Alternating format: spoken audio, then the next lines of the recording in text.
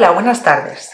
Voy a presentar un tema que es la actuación de los Estados Unidos en Cuba vista por Emilia Pardo Bazán y Eva Canel, dos escritoras españolas a finales del siglo XIX. Pardo Bazán y Eva Canel tuvieron que posicionarse ante la intromisión de los Estados Unidos en el contencioso que mantenían España y los cubanos que luchaban por su independencia. Las dos escritoras, corresponsales de prensa y conocedoras del problema en sus repercusiones en la península y en Cuba, mantuvieron una opinión muy negativa sobre los norteamericanos, no tanto desde planteamientos de alta política, sino desde los comportamientos normales en la vida diaria o en manifestaciones culturales como las exposiciones universales. Eva Canel además ofreció testimonio de cómo seguía la isla después de que los procónsules norteamericanos se marcharan de ella, dando por finalizada la ocupación y el gobierno militar desde 1898 a 1902. Las opiniones de las escritoras respondían por una parte a las que debían ser mayoritarias entre los círculos ocultos y populares para los que escribían, y por otra no podían obviar la animosidad frente a quienes consideraban responsables de poner de manifiesto el lamentable estado de una nación como España, que tenía el peligro de caer en la irrelevancia. Emilia Pardo Bazán de la Rúa Figueroa, 1851-1921, gallega, y la asturiana Agar Eva Infanzón Canel, 1857-1931, en adelante Eva Canel, dos prolíficas escritoras españolas, fueron testigos de los acontecimientos ocurridos en España y en Cuba en el último cuarto del siglo XIX y las primeras decenas del siguiente. Su actividad literaria se desarrolla en artículos de prensa, novelas, narraciones cortas, teatro y libros de viajes. Algunos de ellos servirán de base en esta presentación, en la que establezco un paralelo de la concepción que ambas tenían de la sociedad norteamericana, su cultura y conductas, influenciadas por el poderoso hecho que fue la Guerra Hispano-Norteamericana de 1898, con la que era hasta entonces colonia española la isla de Cuba, y sobre todo de las consecuencias que para esta y para España siguieron al Tratado de París, firmado en diciembre de aquel mismo año. Pardo Bazán vivió la mayor parte del tiempo en España, desde la que hizo viajes europeos, y Eva Canel lo repartió entre su patria de origen y varios países hispanoamericanos, principalmente Cuba, con algún periodo pasado en Estados Unidos. Sus vidas, largas en años para su época, coinciden, y su actividad literaria ha tenido distinto aprecio en el correr de los años, aunque en su momento ambas gozaron de gran popularidad y fama entre los lectores y espectadores de sus obras. De concepciones políticas cercanas entre ambas, Eva Canel se decanta más por posiciones netamente conservadoras, monárquicas y tradicionales. Las dos se enfrentan al fenómeno de la lucha independentista cubana desde una posición patriótica en defensa de la continuidad de la unión de la colonia con la metrópoli, pero es Eva Canel la que participa activamente en apoyo de los esfuerzos militares por mantener a Cuba bajo la administración española. La postura de las dos escritoras fue muy crítica con la actuación de los Estados Unidos en el conflicto cubano, y sus expresiones fueron desde la denuncia de mala fe hasta ridiculizar sus manifestaciones artísticas o acusarles de presentar en exposiciones como propio lo que era de otros. En todo ello hay que tener en cuenta que ninguna de las dos asumió que el mantenimiento de una colonia como era Cuba a finales del siglo XIX y por parte de una metrópoli que contaba poco en las esferas del poder europeo y mundial era empresa de difícil éxito. Por aquellos años, las naciones más poderosas planeaban el reparto del mundo no adjudicado, o de territorios sobre los que se decía tener una posesión que no se materializaba en una ocupación real o una defensa asegurada. Pardo Bazán no se escondió detrás de un seudónimo ni ocultó su condición de mujer para defender lo que creía conveniente, sobre todo en un foro público como era el de la literatura y el periodismo. Este compromiso le llevó a mantener una postura de denuncia de lo que creía que era equivocado en el ámbito de lo público y a asumir las consecuencias. En este y en otros campos, como en la defensa del feminismo, rompió prácticas y estereotipos que no cuadraban con el concepto que de sí y de su papel como escritora tenía. En el artículo de prensa Respirando por la herida dice, y abro cita, «Y nadie me gana en sinceridad para reconocer las deficiencias lastimosas de nuestra vida nacional y pública. Los errores comunes tiene no solo el derecho, sino el estricto deber de corregirlos hasta donde alcance el publicista, y creyéndolo así he trabajado para extirparlos, arrostrando todo género de riesgos y padeciendo no pocas impertinencias». Y cierro cita. Es verdad que ella no adoptó posiciones más comprensivas o incluso radicales en la cuestión cubana, como las del periódico El Socialista o las de Blasco Ibáñez, Vicente Blasco Ibáñez, 1867-1928, o Francisco Pi Margall, 1824-1901, pero sí que tuvo claro que el enfrentamiento con los Estados Unidos no conducía a buen puerto. En este mismo artículo, unas líneas más arriba, lo manifiesta con toda claridad un año después de la derrota, y abro cita: "No me dediqué al cultivo de la bravata y el reto cuando la guerra se declaró. Al contrario, me gané el dictado de mala española por sostener que a toda costa debía evitarse aquel horrendo y fatídico conflicto.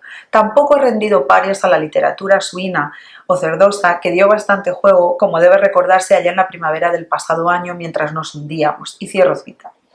No tenía Pardo Bazán expresiones de alabanza y admiración hacia la nueva República Americana por su fuerza, su capacidad y el gran proyecto de futuro que como potencia emergente se había trazado. Más bien, la ve como al ladrón que, apoyado en el engaño y la sorpresa, roba lo que no es suyo. En la cuestión cubana, este país no era algo accidental y tangencial, sino que formaba parte del problema que tenía planteado España. El patriotismo de la escritora la lleva a criticarlo con dureza. En el artículo Las Cortes recuerda que una ciudadana de esa nación defendió a España contra las acusaciones de crueldad, de matar de hambre a los reconcentrados por la política de Valeriano Bayler, 1838-1930, y de practicar la tiranía en Cuba, y añade, y abro cita: "Pero en Norteamérica predomina el espíritu de rapacidad y de conquista sin reparar en medios, que caracteriza a la raza anglosajona, y que a duras penas han contrastado a veces ciertos instintos morales que surgen de pronto en el alma del bárbaro. Que los Estados Unidos preceden en esta ocasión como el bandido que despoja al viajero indefenso, cosa que nadie ignora, y se me figura que nadie seriamente discute". Y cierro cita. No podía la escritora reprimir ciertos arranques de patriotismo españolista al ver solo los aspectos positivos de la actuación de España en sus antiguas colonias, en contraste con el comportamiento de las dos ramas de los pueblos anglosajones. Soñando en Don Quijote, lo siente dichoso en un lugar de la Mancha, y abro cita: "En el riñón de España, la que ni quiso ser colonia ni acertó a tenerlas, por sobra de idealidad, por exceso de altruismo, por pretender ante todo llevar el evangelio a donde los yanquis solo llevaron la horca, el rifle y el revólver, y los ingleses el hambre, el aguardiente y el algodón". Y cierro cita. Estos diferentes medios para llevar a cabo la actividad colonizadora de los españoles y la realizada por los estadounidenses en su expansión hacia el oeste, Pardo Bazán los conecta, para el caso de sus compatriotas, con la idea de misión que atribuye a España, y que David Spore, 1949 a la actualidad, utilizando la expresión de Rudyard Kipling, 1865-1936, llama la carga del hombre blanco, The White Man's Burden. Spore, en su libro The Rhetoric of Empire, analizando las ideas de Darwin, 1809 a 1882, dice de él en el capítulo Appropriation, Inheriting the Earth, que proporciona, y abro cita, proporciona la base científica y filosófica de una idea de supremacía que comporta un sentido de misión, siendo esta la que debe afirmarse repetidamente como el fundamento de la actividad colonizadora, no la coartada. La idea de la carga del hombre blanco como metáfora de esta misión civilizadora se convierte en un motivo recurrente en la escritura colonial. Y cierro cita. Este discurso colonial, que sirve para justificar la autoridad de los que lo manejan en demostraciones de superioridad, Pardo Bazán lo localiza en el caso español en la superioridad moral que supone el hecho de haber puesto en la historia de la civilización a varias naciones nuevas del continente americano. Por otro lado, Eva Canel desarrolló buena parte de su actividad literaria en sus distintas estancias en Cuba, y es allí donde se implicó con la pluma y los hechos en conseguir que Cuba no se separara de España. En plena Guerra de Independencia, el Semanario de Literatura, Artes y Ciencias, la Ilustración Artística, 1882-1916, del que era colaboradora, la califica de, y abro cita, patriota entusiasta que en la isla de Cuba y en toda América defiende con su elocuente palabra y con su fogosa pluma la causa de España. Además, como secretaria de la Cruz Roja de La Habana, ha prestado inmensos servicios en los hospitales militares y los consuelos de mujer cristiana. que en ella el corazón vale tanto como la cabeza, y eso que la cabeza es verdaderamente privilegiada. Y cierro cita. Su colaboración con las fuerzas expedicionarias españolas la llevó incluso a participar en un acto de auténtica propaganda en favor y en justificación de las actividades del general Valeriano Bayler, que reforzó las líneas de contención de los grupos independentistas llamados trochas.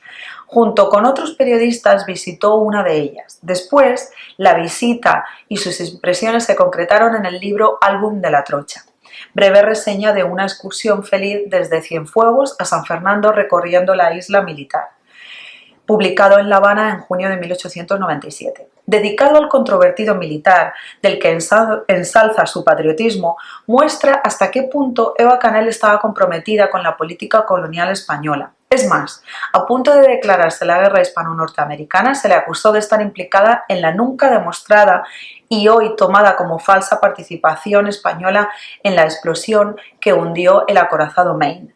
El riesgo que para la escritora suponía esta acusación hizo que el capitán general Ramón Blanco y Arenas, 1833-1906, le impusiese un destierro en México en 1898. El compromiso político de Eva Canel no le impidió reconocer la valía de José Martí, 1853-1895, al que conoció en Nueva York y al que le unió una gran amistad a pesar de la distinta trinchera en que ambos militaban. En 1892, en una colaboración en El Día de Madrid, haciéndose eco de la efervescencia independentista entre los cubanos emigrados a la ciudad norteamericana, advertía del peligro que suponía el poder de convocatoria del líder cubano con vistas a una nueva insurrección después de los años transcurridos desde la paz del Zanjón, 1878. De Martí dice 3 años antes del comienzo de la guerra definitiva que, y abro cita, es el apóstol convencido, obsesionado si se quiere, pero de la madera que se hacen los mártires de una idea, su dulzura eterna, su entereza indomable y las muchas simpatías que goza entre los sudamericanos hacen de él un arma terrible para la causa de España en Cuba. Martí no es enemigo de los españoles, quiere bien a la península, pero quiere más a Cuba libre. De la anexión a los Estados Unidos no hay que hablarle. Ahora bien, amiga particular suya, adversaria de esta determinada cuestión, yo cumplo con mi deber de corresponsal dando la voz de alerta. Aquí nadie se ha dado por entendido. El periódico Patria, órgano del Partido Revolucionario Cubano, debe ser conocido para ellos como lo es para mí. Y cierro cita. Esto lo escribe en 1892. Un año antes había llegado Eva Canel a Nueva York, donde Martí le prestó una gran ayuda.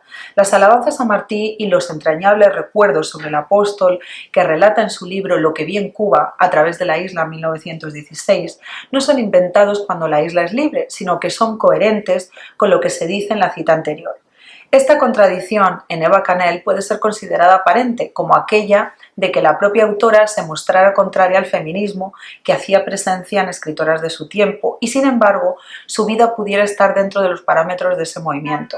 Su propia trayectoria fue de mujer independiente que vivía de su trabajo, que viajaba y visitaba países en numerosas ocasiones en aquellos años y que tomaba postura pública en situaciones comprometidas. La escritora vivió intensamente el curso de la guerra hispano-cubana y sus repercusiones entre los peninsulares, sobre todo el hecho de que muchos se marcharan de la isla, hecho que le hace decir que a ese ritmo no quedarían en La Habana más que los pobres y los valientes.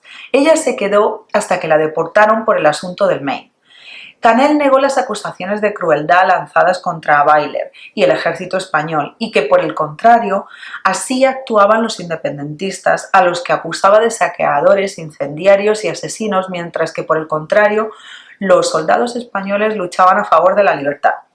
Estos ardores patrióticos de la asturiana no se extinguieron con la pérdida de Cuba para España, sino que llegaron hasta adoptar posturas tan extremas como las defendidas por los tradicionalistas del carlismo. En una estancia en Buenos Aires en 1901 participó en una fiesta carlista en honor del pretendiente legitimista Carlos VII, el Día de Madrid, 12 de enero de 1901. Eva Canel se siente muy identificada con Cuba por los años pasados en ella y donde murió en 1932. En Lo que vi en Cuba percibe como amenaza la proximidad de los Estados Unidos y constata como un peligro el acercamiento a ellos que muchos cubanos defendían. La dependencia económica respecto del vecino del norte le inquieta porque, y abro cita, las cosas caen del lado que se inclinan y si Cuba acentúa demasiado su inclinación hacia el norte, la envolverá en sus torbellinos sin dejarle aire para respirar. Que Cuba sea eternamente cubana interesa por igual a los cubanos y a los españoles que en ella viven. En segundo lugar, interesa a los hispanoamericanos, a cuantos pueblos de nuestra raza pueblan el continente. Y cierro cita. Se trata de un acendrado hispanismo, lejos del chauvinismo, que más bien puede aplicarse a los Estados Unidos, que piensan que el mundo empieza y acaba en ellos y todo lo demás es pura comparsa, que no tiene más valor que el de servir de alfombra al paso triunfal de un mesianismo que la providencia había desde siempre decidido porque un manifest destiny les estaba encomendado desde su nacimiento como nación. Pardo Bazán y Eva Canel fueron totalmente coetáneas. La primera, residente en España, apenas volvió a ocuparse del rechazo que los estadounidenses le provocaban por su entrada en la guerra con España. Eva Canel vivió en Cuba los últimos años de su vida y murió en La Habana.